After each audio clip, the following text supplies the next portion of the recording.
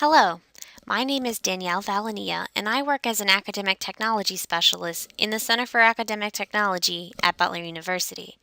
In this CAT Network video, I would like to share with you just 3 tricks to use in Microsoft Outlook that have completely changed my email experience and general workflow.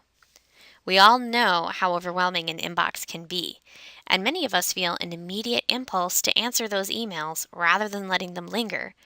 I like to call this the culture of immediacy, the idea that because something can be immediate, it should be.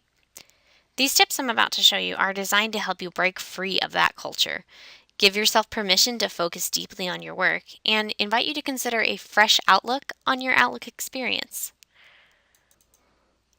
The first tip I would like to share involves notifications for your inbox activity. My recommendation is to consider turning your desktop alerts off entirely when you intend to work on major projects. First, you want to access your Outlook, make sure it's open.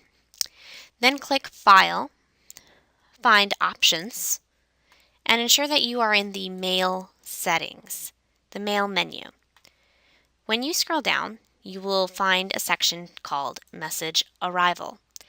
By default, when you receive new mail, your Outlook will play a sound, change your mouse pointer, show an icon, and display a desktop alert. So let me demonstrate what happens. I will send an email message to myself to show you what this is like. I heard a sound. There's this new notification over here, and if I was working on something else, my attention has now been diverted, and I might click this email to answer it rather than continue my work. So again, this is about avoiding work disruptions. So let me return to where I was at in my options menus to see how I could remedy this. In order to turn these alerts off, all you have to do is uncheck the boxes you don't want anymore. When you turn these alerts off, you are able to A, work for longer durations on a given task without interruptions, and then you're able to turn them back on if you need to at a later time. Or B, you can feel empowered to just turn them off entirely and keep them off, limiting your email checking to only certain times that you designate during your workday. The second tip I would like to share involves accessing the advanced menu. So just as there was the mail menu, we have an advanced menu on the side. Find the section labeled Outlook Start and Exit. That's near the top. By default, your Outlook is designed to show you your inbox as soon as it's opened. So again, that culture of immediacy, assuming that the first thing you'll want to do is respond to other people. My recommendation would be to consider choosing another place. For example, my Outlook is set up to open to my calendar, which means that before I am answering any emails or responding to questions or addressing other people's tasks, I've had the opportunity to look at my schedule for the day, as well as tasks I've been given for the day. It's become a much calmer, focused way to begin my day's work. And so let me show you how to do that. What you're going to do is click Browse, the same way you might attach a file to an email, and choose the place that you want your Outlook to open to. So as I said, I like mine opening directly to my calendar because then I can overview my schedule and feel prepared for my day before I answer emails. Be sure to click OK to save any of these settings that you change in these menus on the side.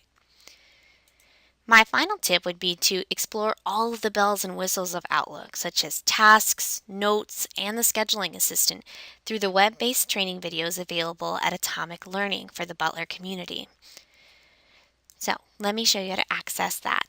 I am already logged in, but for you, first you will want to, in a browser, access Atomic Learning from the following webpage, apps.butler.edu/Atomic Learning.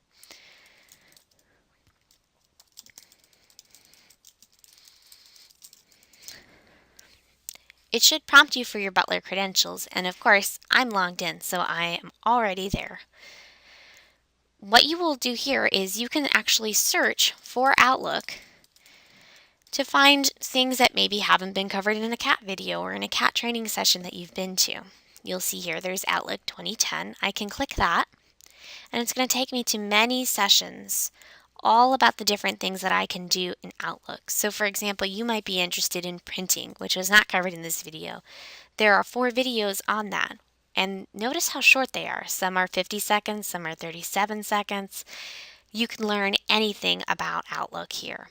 And anything that's not, I would recommend coming down for a consultation.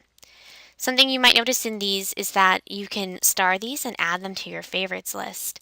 So if this video didn't do it for you, I would recommend going to Atomic Learning and finding the videos that do work for you. Add them to your favorite lists and really build your own Outlook class. I challenge you to try these 3 tips and see how your workflow changes.